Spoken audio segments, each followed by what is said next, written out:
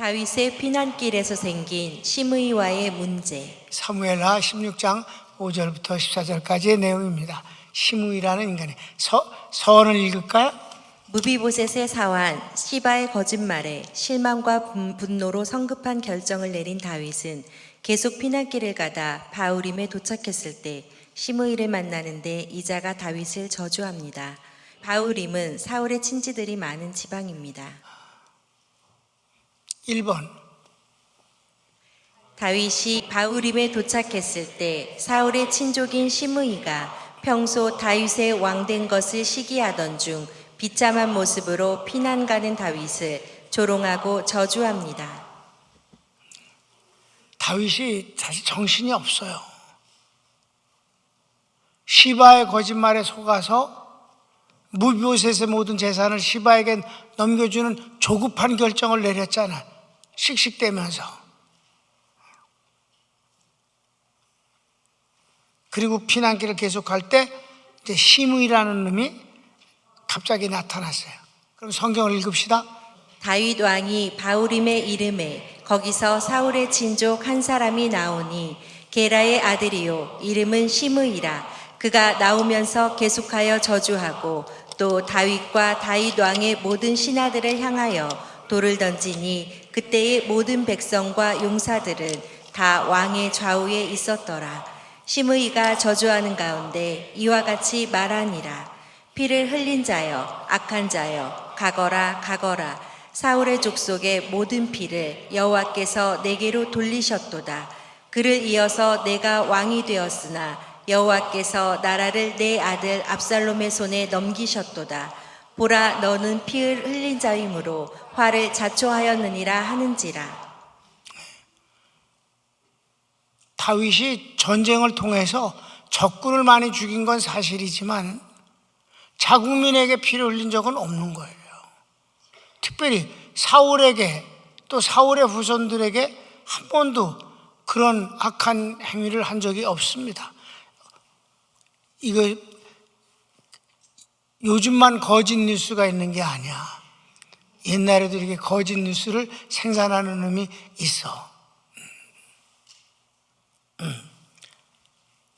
2번 다윗의 조카요 요압의 동생인 아비새가 다윗에게 심의를 죽이겠다고 하며 허락을 요청하니 다윗은 이런 일의 배후에 하나님께서 계시고 하나님께서 내게 우리아의 일로 벌을 내리심이니 누가 하나님을 탓하겠느냐라며 계속하여 다윗은 아들이 나의 생명을 해하려 하거늘 저가 하는 것을 내버려 두라 합니다. 참으로 비참한 말이에요. 다윗이 부끄러운 말이라고. 야, 아들이 나를 죽이고 왕이 되려고 배신을 하고 구태타를 일으켰는데 제가 저렇게 욕하는 것이 그게 무슨 대수겠는가? 내버려 두라. 이는 배후에 하나님이 역사하심이 없는 것이 없으니까 내 죄값을 하나님이 물으시는 것이 아니겠느냐 이렇게 말했다. 성경을 읽을까요? 스루야의 아들 아비새가 왕께 여짜오되 이 죽은 개가 어찌 내 주 왕을 저주하리이까 청하건대 내가 건너가서 그의 머리를 베게 하소서 하니 왕이 이르되 스루야의 아들들아 내가 너희와 무슨 상관이 있느냐 그가 저주하는 것은 여호와께서 그에게 다윗을 저주하라 하심이니 내가 어찌 그리하였느냐 할 자가 누구겠느냐 하고 또 다윗이 아비새와 모든 신하들에게 이르되 내 몸에서 난 아들도 내 생명을 해하려 하거든 하물며 이 베냐민 사람이랴 여호와께서 그에게 명령하신 것이니 그가 저주하게 버려두라. 차라리 죽이라고 하는 것보다 더 비참한 소리예요. 그래도 다윗은 오늘의 현상 그것만 보는 게 아니라 배후에 하나님을 생각하고 있는 것이 그게 바로 하나님 실존 앞에서 사는 그의 삶의 모습입니다. 자, 그래서 3번 그리고 다윗은 심의가 나를 조롱하고 저주하는 모습을 보신 하나님께서 혹시 나의 원통함을 감찰하시고 그 저주 때문에 선으로 갚아주시길 원한다고 합니다. 어떻게 알겠느냐? 하나님이 벌을 내리시다가도 저가 나를 이렇게 비참하게 저주하고 조롱하는 것을 보고 내가 그것을 감수하는 것을 보면서 하나님께서 나를 긍휼히 여기실 줄 어떻게 알겠는가? 나는 그것을 바랄 뿐이다 라고 한다. 그러니까 모든 것을 하나님 앞에서 계산하고 하나님을 향해서 하고 사람은 별 의미가 없는 거지요. 성경을 읽을까요? 혹시 여호와께서 나의 원통함을 감찰하시리니 오늘 그 저주 때문에 여호와께서 선으로 내게 갚아주시리라 하고 그런 기대를 갖는 거예요. 그래서 하나님이 또 그렇게 해주셨어요. 4번 다윗이 길을 갈 때 시므이가 따라가면서 계속하여 저주하고 돌을 던지고 티끌을 날립니다. 왕과 백성이 시므이를 내버려 둔 채 요단강 나루터 가까운 곳에 도착하여 쉽니다. 그러니까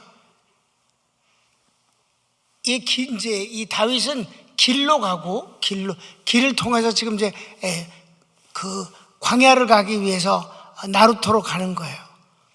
근데 요단강을 건너가면 지금의 요르단 광야가 시작되는 거예요.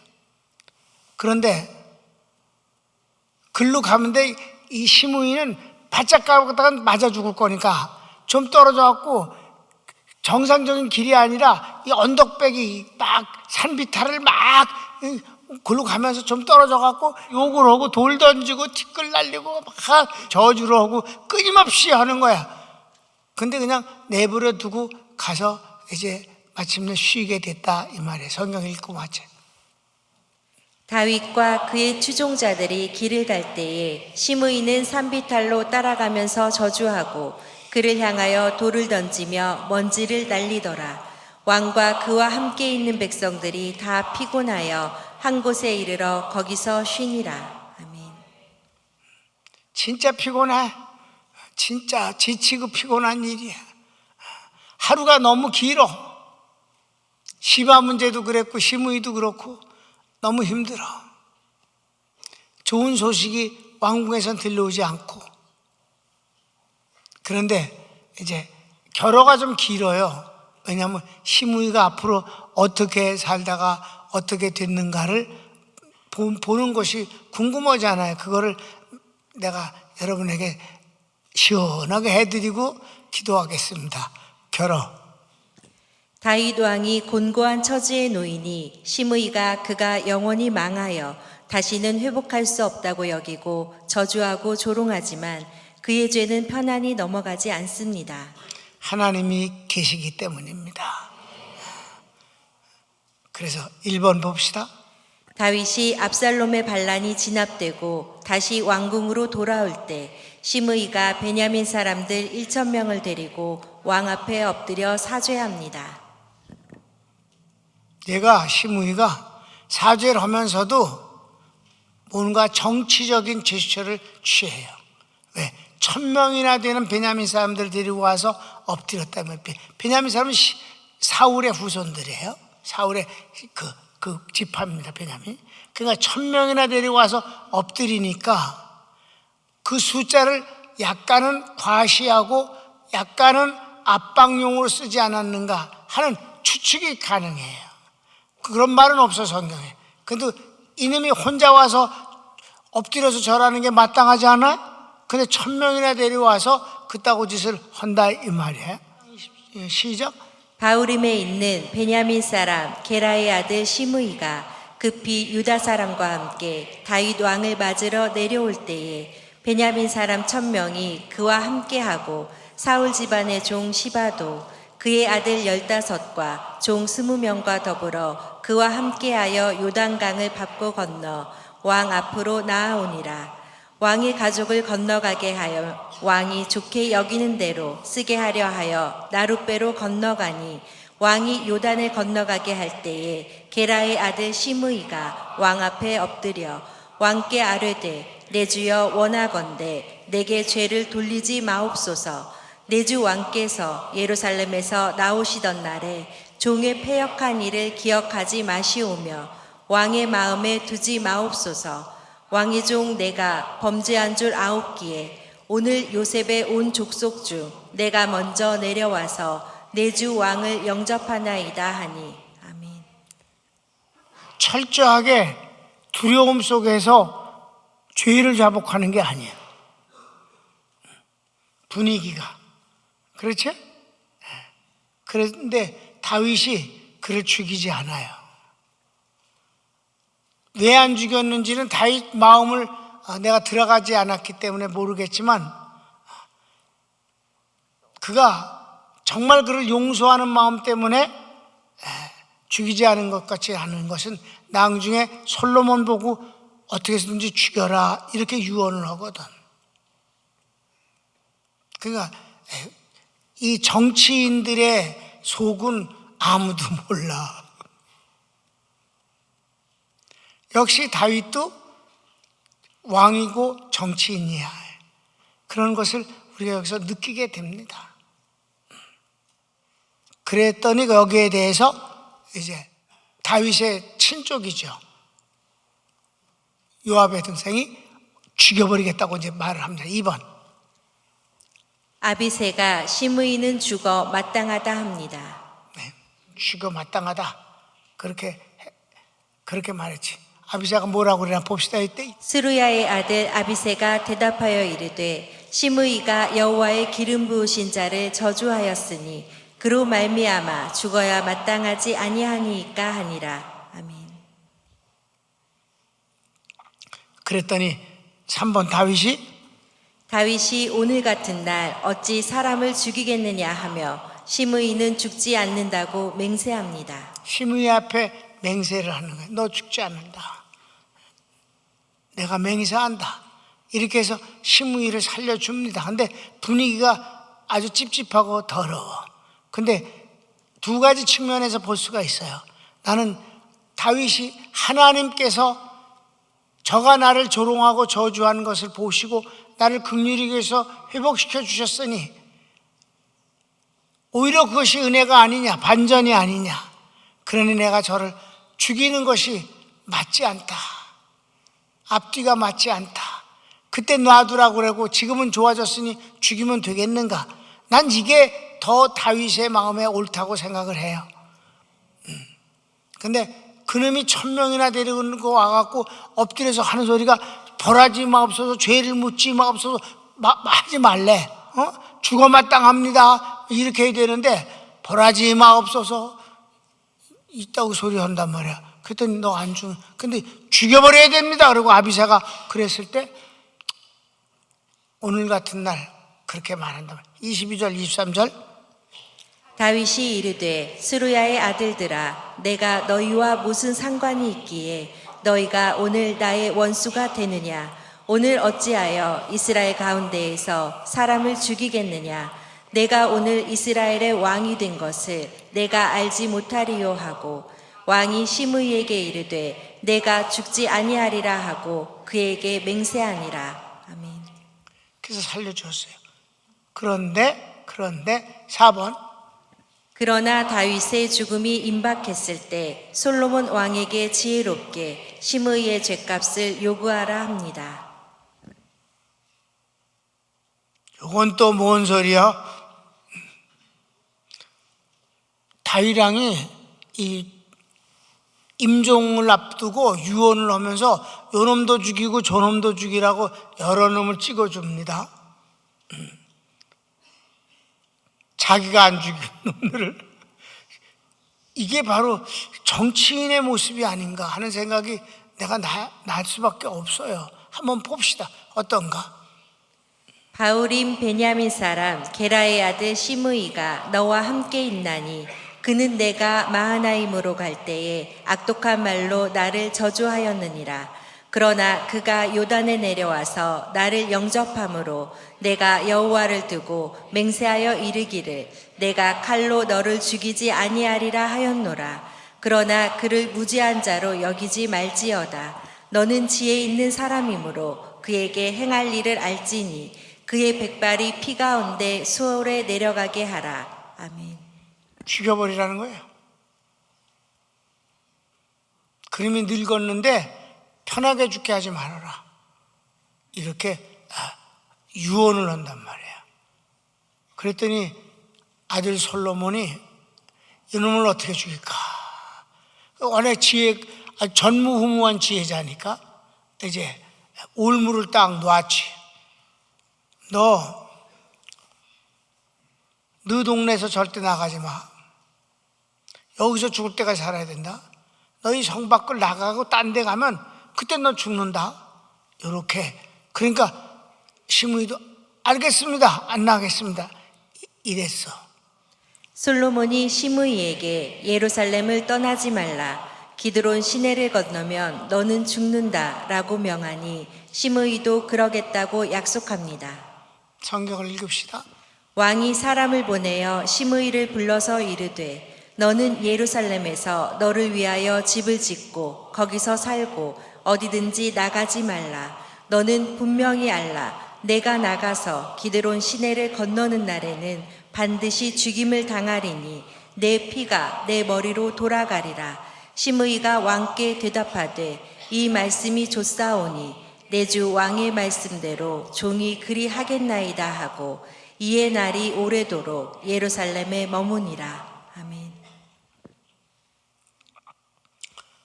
예루살렘을 떠나면 그냥 죽는 거예요. 그러니까 예루살렘을 감싸고 있는 계곡이 두 개가 있는데 그 중에 어떠든 예루살렘을 떠나면 넌 죽는다 라고 피차 약속을 했어요. 근데 이 인간이 그걸 깜빡했어요. 왜 깜빡을 했냐면 종이 도망가 버렸어요. 그랬더니 이게 성질나고 종을 가서 잡아왔어요. 6번 시작. 3년이 지난 후 시므이의 종이 도망하여 가드에 가는 것을 알고 시므이가 가서 찾아온 것을 솔로몬에게 보고하니 솔로몬이 그를 처형합니다. 시므이는 죽는 날까지 항상 불안하고 왕의 눈치를 보며 살다 그렇게 죽습니다. 그러니까 그냥 안 죽고 생명을 부지했을 뿐이지 시므이는 죽는 날까지 왕인데 다윗 왕이 갑자기 마음이 바뀌어 이러면 죽는 거지 뭐. 여러분 요셉의 형들이 얼마나 정말 불안하고 항상 두렵고 그냥 기회만 있으면 죽이지 말라고 말하고 요셉이 정말 아니라고 걱정하지 말라고 내가 책임지겠다고 이렇게 말해도 그네들은 언제나 불안하게 두려움 속에 살았어요. 요셉이 갑자기 성질나서 죽여버리면 다 죽는 건데 시므이도 똑같은 마음으로 살았지. 그리고 또 하나는 예루살렘을 떠나지 말라라고 떠나면 죽는다. 그 자체도 거의 죽는 것 같은 거야. 사람이 예루살렘 어떻게 안 떠나고 살아? 그것도. 그러니까 예루살렘이라는 감옥 속에 살고 있는 거잖아 지금. 죽을 때까지 그 감옥이라는 곳에 사는 거란 말이야. 그러니까 오늘만 있는 게 아니다.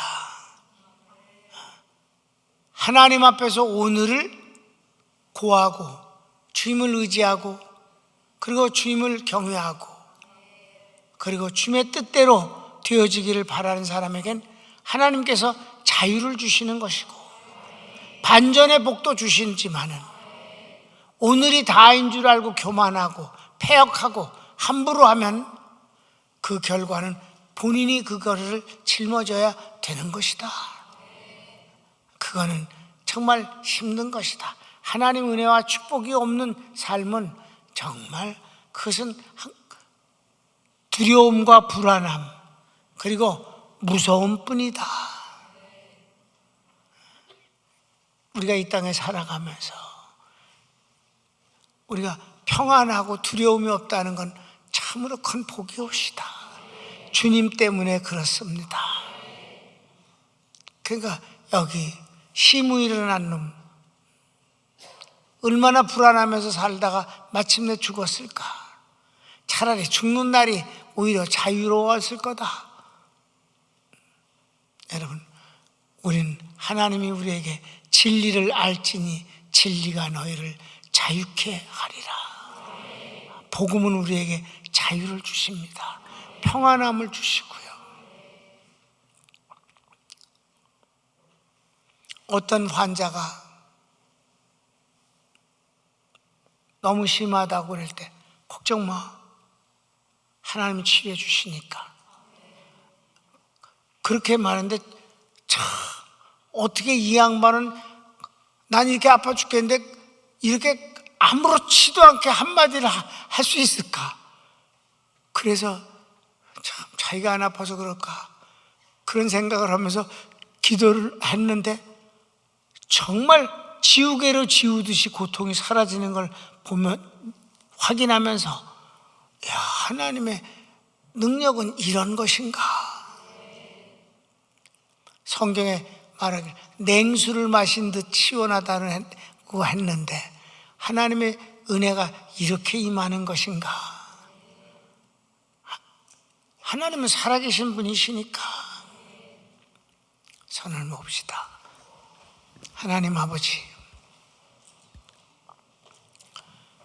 우리는 당장 눈으로 보는 것이 보이고 들리는 것이 들리고, 그리고 거기에 우리가 하고자 하는 말을 하게 됩니다. 그게 다인 줄 압니다. 오늘의 형편이 그게 다인 줄 압니다. 하나님은 그 뒤에 계십니다. 그래서 우리는 잘못하면 하나님 앞에 회개를 함으로 말미암아 그분이 용서하시는 내일의 평안을 꿈꿉니다. 지금 힘들지만 주님을 의지하면 그분의 도우심을 바라봅니다. 주의 약속을 믿고 의지하면 그분이 응답하실 것을 기대감 속에서 바라봅니다. 하나님이 계셔서 저희들은 정말 좋습니다. 하나님과 동행하는 저희들에게 하나님이여 평안함을 주시고 축복을 주소서. 예수님의 이름으로 축복합니다. 아멘.